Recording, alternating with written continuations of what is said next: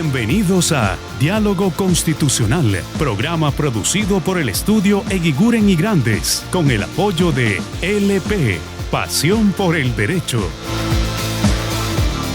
¿Qué tal? ¿Cómo están todas y todos? Nuevamente en nuestro programa Diálogo Constitucional, que produce el estudio Eguiguren y Grandes, con LP, Pasión por el Derecho. El día de hoy estoy acompañado del doctor Pedro Grandes y del doctor Alberto Cruces, todos nosotros profesores de Derecho Constitucional, y que vamos a conversar sobre un tema que de alguna manera retoma lo que fue el final de nuestro programa anterior, cuando hablábamos sobre el proceso competencial que se sigue en estos momentos ante el Tribunal Constitucional por el Congreso contra el Poder Judicial. Y algunas personas nos dijeron, bueno, si hoy día se está desarrollando precisamente en Arequipa la audiencia, la vista de la causa en este proceso competencial, ¿por qué ustedes no dedican el programa a analizar, a comentar como abogados, quizás menos entretenido que comentar un partido de fútbol, pero comentar un poco el desarrollo de esta audiencia, las opiniones de las partes y cómo vemos el futuro? Porque esta decisión, cuando se adopte, no solo va a servir o va a influir en el caso concreto, puede señalar una línea para futuros procesos competenciales. Así que sí, hemos visto por conveniente compartir algunas reflexiones construidas un poco sobre la marcha a propósito de esta audiencia que acaba de terminar hace pocos minutos, y bueno, comentarla, enfocarla, explicar un poco más a personas que nos acompañan sobre este caso. Entonces, para empezar, Alberto, ¿cómo ves tú todo este debate, todo este proceso, todo lo que se ha visto en esta audiencia? Bien, gracias Francisco. En realidad, lo que hemos visto estuvo marcado por un hecho ayer, ¿no? Ayer se emitió un auto del Tribunal Constitucional donde ya se dijeron o ya se definió un hecho que era central en lo que se tenía que discutir hoy, ¿no? ¿Qué pasaba con la interpretación del artículo 139.2 de la Constitución? Es decir, si el tribunal podía interferir, abocarse a una causa que estaba pendiente ante el Tribunal Constitucional. Esa era una buena parte de la discusión, y eso el tribunal lo sacó ayer en un auto y cerró esa discusión. Dijo que ellos interpretaban el Código Procesal Constitucional. Es un auto de 5, ¿no? En el sentido, un auto en donde en el sentido en el que decidieron que el Tribunal Constitucional perfectamente podía pronunciarse en un proceso competencial interviniendo sobre un amparo. Nosotros creemos que eso es totalmente irregular, ¿no? Y es una mala lectura del artículo 110 del Código Procesal Constitucional. Pero ese tema lo sacaron ayer. Y hoy en la audiencia lo que se ha visto es una estrategia del procurador del Poder Judicial, donde ha intentado que el tribunal se centre sobre todo en la discusión sobre la competencia, sobre si el Poder Judicial era competente o no era competente para controlar elementos y decisiones del Congreso. Lo que ha terminado sucediendo es que el abogado de la contraparte, el abogado del Congreso, en sus intervenciones ha logrado llevar el debate hacia los temas de fondo y hacia la discusión sobre las potestades del Congreso y los actos políticos no justiciables, que era la discusión que la parte demandante tenía que evitar, ¿no? Entonces, en términos generales, esa ha sido un poco la tendencia de la audiencia de hoy. ¿Tú qué piensas, Pedro? Yo, varias cosas que quisiera, de repente en esta primera etapa, ¿no? Sí. Primeras reacciones, diría, de cómo se ha entablado esta discusión, ¿no? Para uno que seguramente no conoce los vericuetos de los procesos constitucionales, cómo funciona el tribunal, tengo la impresión de que no sé si la relatoría del tribunal o alguien debería hacer un pequeño preludio, ¿no? Que permita a la ciudadanía comprender de qué se trata, ¿no? Creo que es difícil que una persona no especializada en estas cuestiones comprenda de qué se está hablando, ¿no? Y me gustaría entonces resaltar tal vez las cuestiones que están en discusión en este tipo de procesos, ¿no? Como sabemos, ha habido una decisión absolutamente arbitraria de mi punto de vista al menos, y creo que en esto hemos coincidido ya en análisis anteriores, de parte del Congreso de la República, ¿no? Un Congreso de la República que tenía una obsesión por sacar a los miembros de la Junta, que intentó a todos, ¿no? Y que terminó concretándose con 2, ¿no? Y que les hizo un cargamontón, ¿no? O sea, de varias cosas hemos estado hablando. Incluso en algún momento la acusación era que no publicaron en la página web un reporte de sus actuaciones, no lo entregaron al Congreso. O opinaron sobre un tema. Eso la gente, por ejemplo, ya no lo ve, ¿no? Cómo se empezó este asunto, ¿no? Con un acto de persecución a los integrantes de la Junta. Ellos presentaron, luego los que terminaron destituidos, sacados de sus puestos, presentaron un amparo y el Poder Judicial, desde mi punto de vista de nuevo, y creo que en eso también hemos coincidido, actuando en el marco de sus competencias, lo repusieron, ¿no? Entonces, estamos ante un proceso de competencias, de conflicto competencial, como se llama, en el que se empieza a discutir si el Poder Judicial habría, ¿no? Cometido algún exceso en el cumplimiento de sus funciones, desde mi punto de vista, ¿no? Es una discusión, de mi punto de vista, importante. Yo volveré sobre esto más adelante porque creo que en el fondo están como valores demasiado relevantes para la actuación de la justicia, ¿no? Ya lo decíamos previamente, ¿no? La independencia de los jueces, pero yo especialmente me volveré sobre lo que significa nuestro amparo constitucional, ¿no? Me gustaría ver el amparo en el contexto de este debate, ¿no? Porque lo que se resuelva puede influir sobre ese amparo sin estar en discusión en el proceso, ¿no? Sí, tal vez solamente por anunciarlo en esta primera ronda, nuestro amparo no solamente está en la Constitución, o sea, es el amparo nuestro, como se suele explicar en las aulas cuando damos clases de estos temas, lo presentamos siempre como una garantía para los derechos, tal vez la garantía más importante judicial, ¿no? Pero por otro lado también es un derecho, o sea, los ciudadanos de los estados miembros firmantes del Pacto de San José tenemos en el amparo un auténtico derecho de protección de los derechos que nos da la propia convención, ¿no? Y creo que ese estatuto o ese estatus convencional del amparo no se visibiliza del todo en estas discusiones también, ¿no? Pero sobre eso volveré más adelante. Yo cuando venía y cuando escuchaba la audiencia, sabemos que este tema del proceso competencial es el menos difundido, el más técnico, más complejo. Y yo me ponía a pensar, a ver, ¿por qué estamos aquí en este proceso? Porque claro, las partes pueden pedir lo que quieran, ¿no? El Congreso puede demandar lo que quiera, la defensa, el Poder Judicial dirá lo que quiera, pero es al tribunal a quien le compete encauzar estos procesos, ¿no? Y yo me ponía y pensaba y decía, por ejemplo, a ver, de acuerdo al Código Procesal Constitucional, dado que esto no está directamente, el proceso competencial no es una garantía constitucional, está en la Constitución, sí, como competencia del tribunal, pero bueno. ¿Cuál es el conflicto competencial que se presenta aquí? ¿Qué dice el Código Procesal Constitucional o el nuevo Código Procesal Constitucional? Que el proceso competencial se presenta cuando existe algún tipo de controversia, incertidumbre, confusión entre poderes del Estado, o incluidos órganos constitucionales autónomos, sobre a quién le corresponde ejercer, adoptar determinada decisión o ejercer determinada competencia. Hay una incertidumbre y el proceso competencial es el que tiene que decir le corresponde a este órgano, o está mal que este órgano lo haga porque el competente es el otro. Muy bien. Entonces yo me ponía a pensar, ¿acá existe en verdad un conflicto competencial? Y yo digo que no. ¿Por qué? ¿Alguien discute en este proceso competencial que es competencia exclusiva del Congreso llevar adelante el juicio político y eventualmente sancionar? No. No se puede discutir, está en la Constitución y está en 100 y pico años de historia política peruana. Esa competencia no está en discusión. Está en discusión, o podría estar en discusión, que el Poder Judicial es competente para conocer los procesos de amparo en defensa de derechos que invoquen determinadas personas. No, eso no puede estar en discusión. ¿Puede el Congreso asumir un amparo? No. ¿Puede el Poder Judicial realizar un juicio político? No. Entonces, la competencia de cada órgano no está en discusión. Acá no hay ninguna incertidumbre.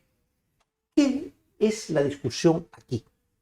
Lo que aquí está en discusión, y se cita para ello una sentencia del Tribunal Constitucional, es que el Poder Judicial puede, en un proceso de amparo, ejercer control ulterior de lo decidido en el Congreso en un juicio político y en la sanción impuesta.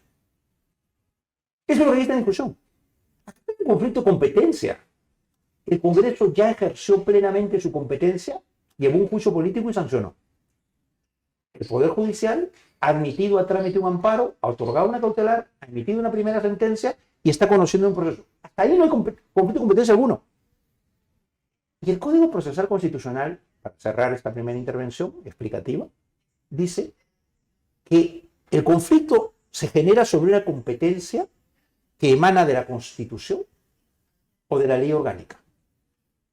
Si fuera, como dicen algunos, como dice el Congreso, que el Poder Judicial no puede ejercer un control ulterior sobre la sanción impuesta en un juicio político, yo me pregunto, ¿alguna norma de la Constitución dice que no son susceptibles de control judicial las sanciones adoptadas en un juicio político? No, esa norma no existe. Es más, jurisprudencia de la Corte Interamericana y del propio Tribunal Constitucional confirman que sí es posible ese control. Alguna ley orgánica, incluso el reglamento del Congreso, dice que las sanciones del juicio político adoptadas por el Tribunal Constitucional no son susceptibles de revisarse en los tribunales. No. Por lo tanto, aquí no solamente no hay conflicto de competencias, acá tampoco hay de una competencia que está prevista en la Constitución o en una ley orgánica. Cuando la Constitución ha querido, ha dicho, las decisiones de la Junta de Justicia, Consejo de la Magistratura sobre ratificación no son susceptibles de revisión judicial. Esa norma no existe respecto al juicio político. Y por último, perdóneme por esta introducción larga, ¿no? Pero que es que dice qué competencial hay acá. Acá uno escucha a la audiencia, ve la demanda, y aquí lo único que se está discutiendo, el competencial es sobre la decisión adoptada por el Poder Judicial en un amparo, en una cautelar y en una sentencia. Eso es lo que se está discutiendo en un proceso competencial, de un proceso judicial en trámite, pero donde no cabe duda quién es competente. Y si la fuente es una sentencia del Tribunal Constitucional que no es precedente, que ni siquiera es doctrina jurisprudencial, y que en todo caso, esa sentencia que se cita, la 003, lo que esa sentencia dijo es que no se puede porque es una political question, cosa que yo no comparto, pero que sí se podría si alguien discute la violación a sus derechos. Y eso es lo que estamos. Entonces, yo pienso que ojalá que esto sea disipado más adelante, porque yo creo que este es un proceso competencial ficticio, instrumentado por el Congreso, y espero que el Tribunal Constitucional actúe encauzando y con independencia, y no con anuencia o subordinación, convalidando esta distorsión. Bueno, he hablado bastante, pero quería plantear mi punto de vista sobre la procedencia misma de la existencia o no de un proceso competencial que yo creo que aquí no existe. No sé, ¿qué otro tema sobre eso? Tal vez sobre lo que has señalado, Francisco. Creo que lo que acabas de decir es lo que todos esperábamos de la audiencia, ¿no? Una discusión competencial propiamente. Y es muy interesante en este tipo de actos seguir también las intervenciones de los magistrados para ver hacia dónde se van inclinando, cuál es su razonamiento y qué podemos sacar de eso. Y muchas de las intervenciones que hemos escuchado hoy en la audiencia han estado orientadas y de hecho se le ha preguntado directamente al procurador del Poder Judicial cuál es el derecho fundamental que se está siendo vulnerado en el amparo, no en el competencial, en el amparo. Y eso da cuenta de la distorsión completa de la discusión, ¿no? Porque lo que esperábamos era lo que tú decías, una discusión competencial. Estamos discutiendo competencial un amparo. Y lo que han planteado es una discusión de cuál es el derecho fundamental, donde ha habido dos actuaciones por parte de los abogados, ¿no? Por parte del procurador, un procurador que no ha podido en esta oportunidad ser tan certero en señalar cuáles eran los derechos. Creemos que eso puede ser porque no es lo que le correspondía, porque no era la defensa que tenía que hacer, pero tampoco se dijo. Y por el lado del abogado del Congreso, él ha hecho una argumentación totalmente centrada en descartar de que estos sean problemas de derechos fundamentales, y por eso se puso a enumerar todas las incidencias que se dieron en la acusación constitucional en el Congreso. La discusión sobre si podían votar o no podían votar los congresistas, la discusión sobre el trámite, y esa no era la discusión relevante, esa es la discusión del amparo. Pero la estrategia del abogado del Congreso ha sido llevar esa discusión a ese terreno, precisamente donde puede tener réditos la postura que está argumentando de decir, aquí no hay derecho fundamental discutido, es un tema absolutamente político y que más bien vulnera las competencias del Congreso. Entonces, sí es una audiencia donde este punto era relevante, era importantísimo, y más bien ha quedado relegado. Sí, y no, en este punto todavía quisiera aprovechar un poco lo que has dicho más con lo que has sumado, Alberto, porque creo que efectivamente la audiencia arranca con la intervención del abogado del Congreso, y la intervención en la primera parte al menos pone en evidencia, creo yo, muy claramente de qué es la discusión, ¿no? La discusión que él plantea es una discusión propia de lo que sería una apelación de la sentencia de fondo que ha sido emitida por el tribunal. Lo que creo pone o muestra que se está desnaturalizando el proceso competencial. O sea, se ha inaugurado una etapa claramente en la jurisprudencia del Tribunal Constitucional donde, como ya lo habíamos dicho antes en otra intervención que tuvimos en este espacio también, de que hay una suerte de competencial recursivo, ¿no? Es decir, ya no es contra la actuación de un órgano o contra algún menoscabo o contra una competencia mal ejercida, ¿no? Sino un competencial que reemplaza un recurso en el trámite de un proceso, y en este caso lo grave es el trámite de un proceso de amparo. En un caso donde el tribunal no es una instancia jerárquica superior para esto. Claro, donde además tiene prohibición de intervención. Es decir, nuestro modelo, y aquí vuelvo sobre el amparo, porque creo que el amparo es importante destacarlo, lo que puede significar un pronunciamiento del tribunal contra actuación del Poder Judicial. Porque no es este caso, sino que es la actuación del Poder Judicial en el marco de sus competencias como órgano de protección de nuestros derechos fundamentales. Nosotros estamos en un sistema donde la intervención del tribunal, esta sí es residual, ¿no? O sea, nosotros tenemos un sistema de protección de derechos fundamentales que no podría encargarse al tribunal. Y la razón es práctica. Es decir, si se producen violaciones de derechos fundamentales, o sea, en Chucuito, en Puno, en Tumbes o en Loreto o en Maynas, no es posible permitir o pensar que el Tribunal Constitucional nos va a proteger. El juez natural del amparo es por eso el juez del Poder Judicial. Y si el juez del Poder Judicial actúa bien y la Corte Superior lo confirma, el tribunal, no necesitamos al Tribunal Constitucional en el diseño del amparo. Por eso me parece está diseñado así. Muy grave que el tribunal no repare en lo que puede significar su jurisprudencia en este caso, ¿no? Que nos hayamos inventado, ¿no? Como bien dices, Pancho, porque el tema es que no está en la Constitución esta reserva a favor de un poder del Estado, ¿no? Incluso en el proceso de transición democrática, como bien saben todos, para ampliar el espectro de protección del amparo, hemos ido interpretando la Constitución donde explícitamente le ponía una reserva, ¿no? O sea, no va a caber el amparo contra resoluciones judiciales y no cabe el amparo contra leyes. Y contra leyes y contra el Código Constitucional lo habilitó. Y contra decisiones del Jurado Nacional de Elecciones. Ajá. O sea, explícitamente hay competencias que se han tenido que adecuar a la mayor protección que brinda el proceso de amparo. Y ahora, 20 y tantos años después, el tribunal nos viene a decir que hay una reserva no escrita en la Constitución, porque esto es una prohibición de control que se ha inventado el Tribunal Constitucional. O sea, digamos, contra el texto expreso que dice en el artículo 200 que el amparo procede contra todo acto u omisión de autoridad, funcionario o persona, ahora el tribunal nos viene a decir hay autoridades y funciones que están protegidas y que no pueden ser controladas judicialmente. Eso me parece a mí que es especialmente grave, ¿no?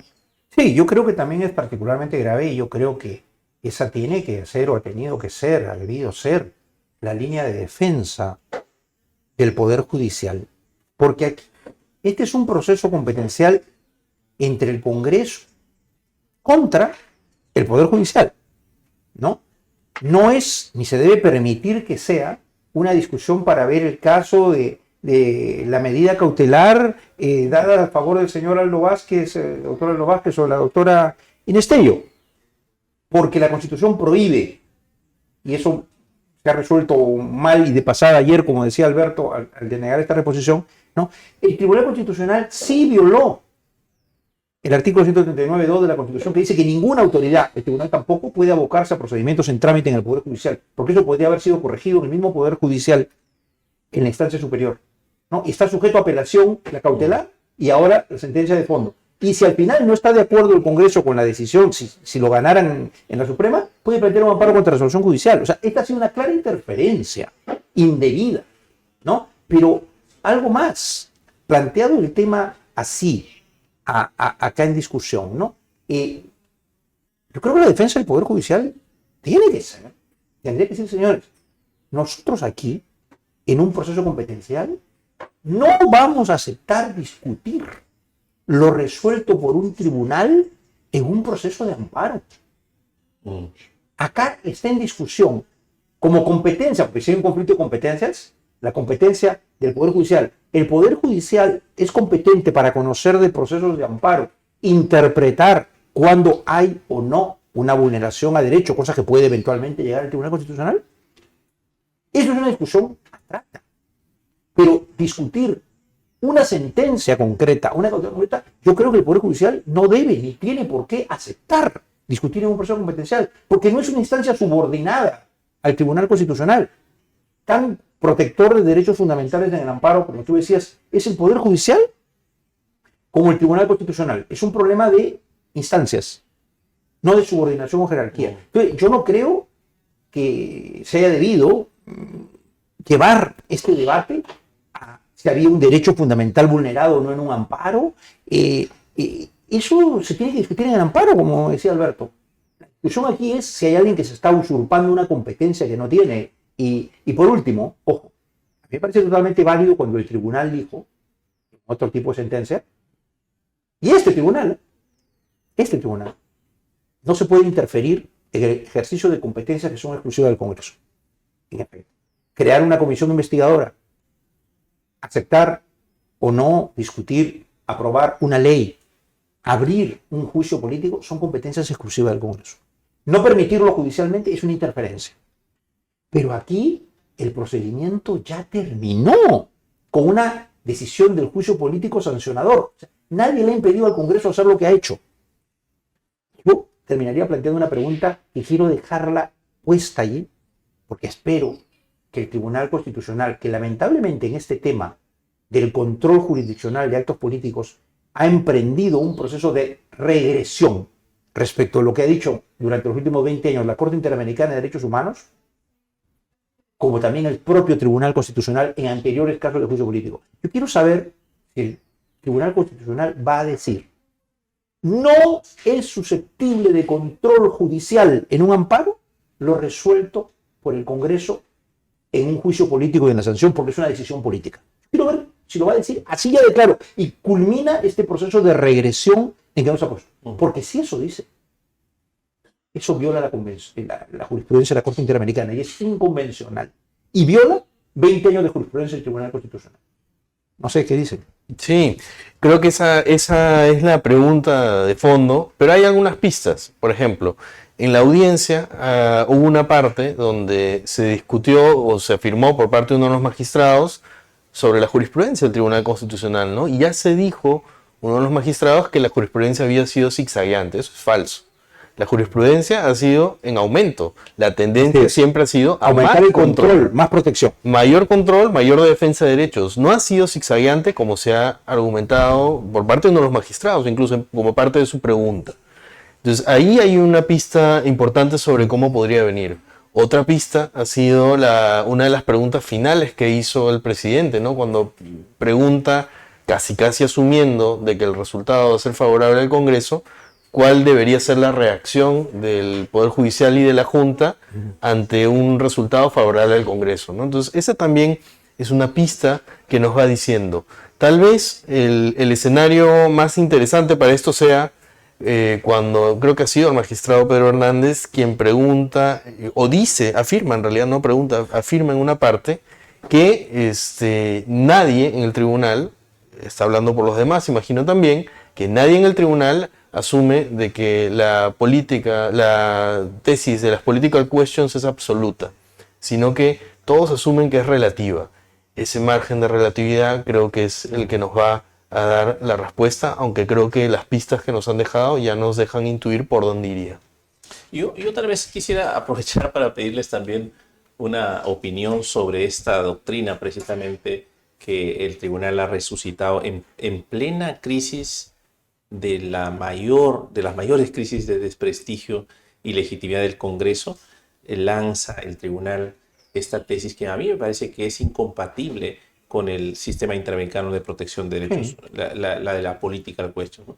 Porque sí se entiende que hay actos políticos irrelevantes jurídicamente, ¿no? Podemos llamarlo así, actos políticos jurídicamente irrelevantes, ¿no?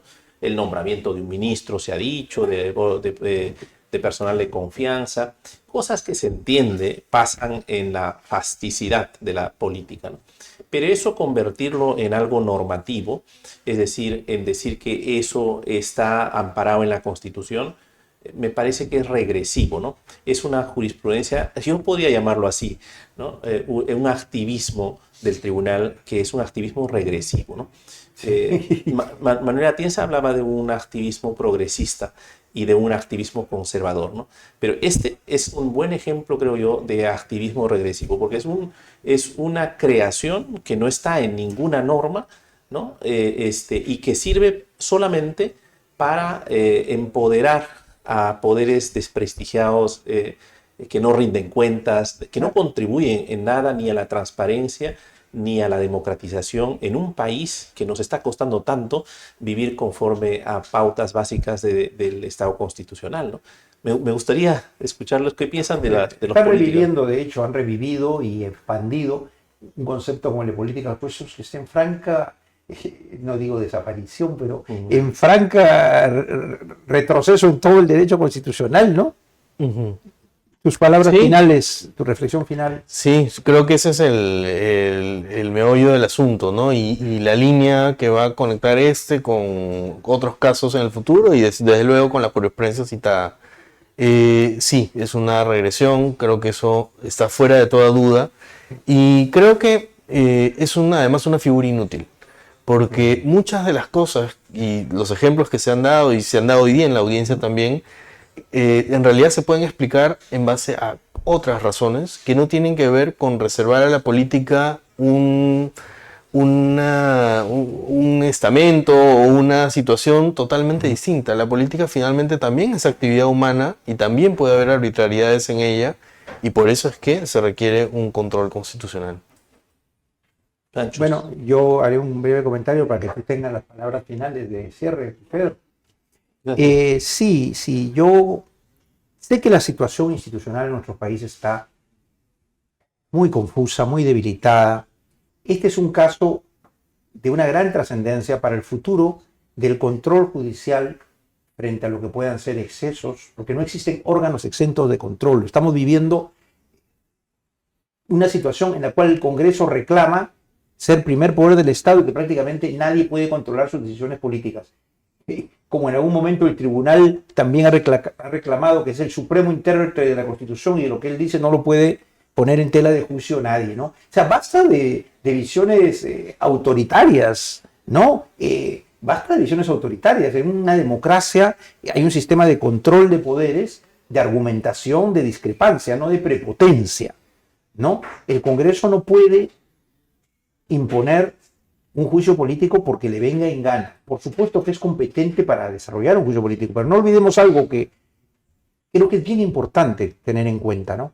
Cuando en un juicio político en el Perú se imputa una infracción a la Constitución, no es una destitución o una inhabilitación porque el Congreso políticamente decide hacerlo. Esa es la votación, esa es la parte política.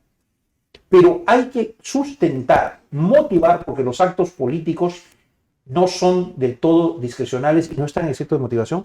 Hay que indicar cuál es la norma constitucional que ha sido infringida y por qué, ¿no? Y aquí la única razón de este juicio político que le aplicaron para inhabilitar por 10 años a los miembros de la Junta de Justicia, que hasta el propio abogado del Congreso ha reconocido que es una sanción excesiva, aún sin aceptarla. El único argumento ha sido una discrepancia de interpretación sobre si hay o no un límite de edad de 75 años para un integrante de la Junta.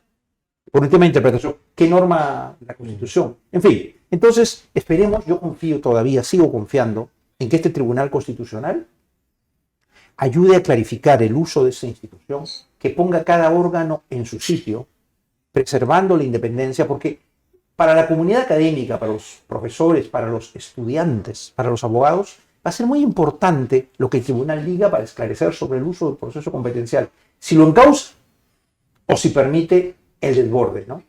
Y recordando a mi querido Javier Vallerrestra, el gran impulsor del Tribunal Constitucional en el Perú, esperemos una decisión de un órgano independiente, no de un órgano genuflexo. Cierras. No, gracias, Pancho, porque yo creo que con lo que has dicho hubiera sido un cierre excelente. Pero yo diría también un poco en la línea de lo que tú señalas, Alberto también y yo hemos pasado por el tribunal y tenemos el mejor recuerdo, al menos en mi caso, puedo decirlo con toda claridad, de formación, de inspiración, de ideales, ¿no? O sea, lo que ha hecho el tribunal en los últimos 20 años probablemente es un salto cualitativo en protección, en garantías, en institucionalidad, ¿no? Con todos los matices que se puedan hacer, ¿no? Y de pronto hemos caído como en el vacío, ¿no? Entonces yo espero que el tribunal reflexione porque ahora, por ejemplo, quien preside también ha sido asesor. En el tiempo en que yo he estado, él ha sido un asesor destacado también del Tribunal Constitucional. Y me gustaría invocarle, ¿no? Como ciudadano, una reflexión sobre la vida institucional del tribunal. Pues el tribunal ha ayudado enormemente a lo que hemos llamado el proceso más importante seguramente de constitucionalización del Estado peruano, ¿no? Y ahora estamos en una suerte de desconstitucionalización, ¿no? De regresión constitucional. Y es un poco triste ver que el papel importante de liderazgo de ese proceso de constitucionalización estuvo a cargo del tribunal y que hoy participe de la regresión preocupa, porque los poderes políticos en este país siempre han estado en regresiva, ¿no? Y han sido poderes duros, autoritarios, ¿no? Y el tribunal ha servido de un poder de compensación, de control en ese sentido. Esa ha sido siempre su misión institucional. Yo espero que un caso como este les haga reflexionar, ¿no? No tiene sentido apostar por instituciones que han sido sacadas de circulación. Yo me acuerdo de una conferencia de don Eduardo García de Enterría del año 62 en la Universidad Central de Barcelona, que hablaba de el control contra la interdicción de la arbitrariedad en el ejercicio del poder, ¿no? Que luego lo convirtió en un pequeño librito, ¿no? Claro, que luego terminó en la Constitución del 78 en España como un principio, ¿no? El principio de interdicción en el ejercicio arbitrario del poder, ¿no? Y él se refería en esa conferencia a cómo el judicial había avanzado en el siglo XIX creando el contencioso en Francia. Y decía que el contencioso legislativo, el control del poder legislativo y de todas sus competencias había venido en el siglo XX, ¿no? Bueno, estamos regresando nosotros al parecer, ¿no? Y espero que no ocurra así. Muchas gracias. Esperemos que así no sea. Pues muchas gracias por acompañarnos en este nuevo programa de Diálogo Constitucional y hasta la próxima. Hasta luego.